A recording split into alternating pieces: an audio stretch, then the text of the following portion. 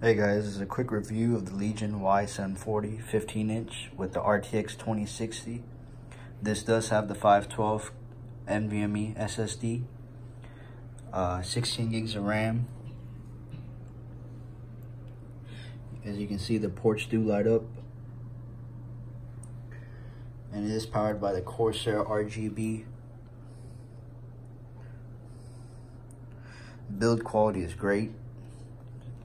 No flex in the panel.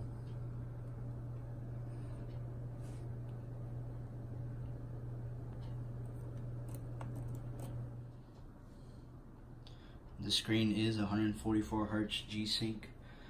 It is about 95% sRGB rated. I know a lot of you guys were wondering how the sound quality on this is. And if you play with the Dolby Atmos, you get pretty good quality on this. Work around the clock, my engineer getting paid off. Rock like Ace up, like the weed and take off.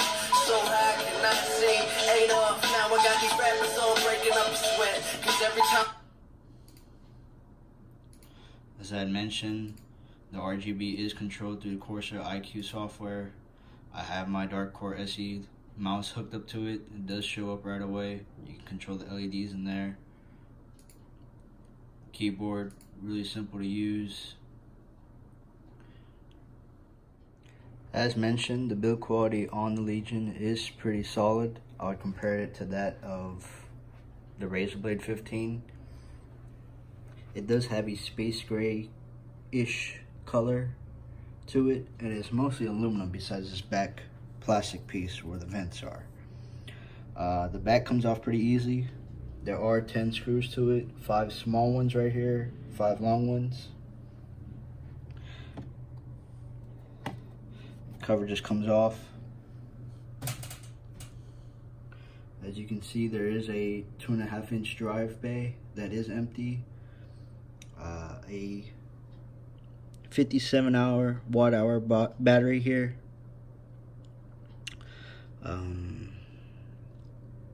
Vents for cleaning. Killer wireless. I believe it's a 1550 card. And the 512 NVMe.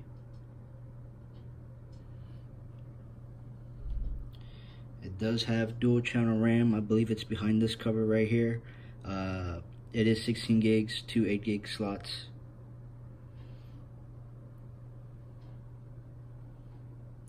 That's a little overview.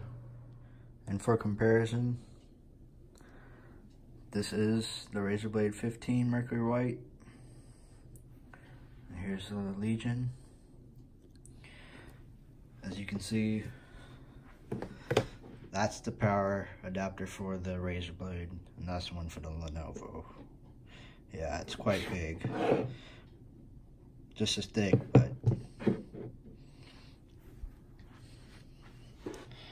there's about the gap, the size of the back hinge on the Lenovo compared to the Razer Blade.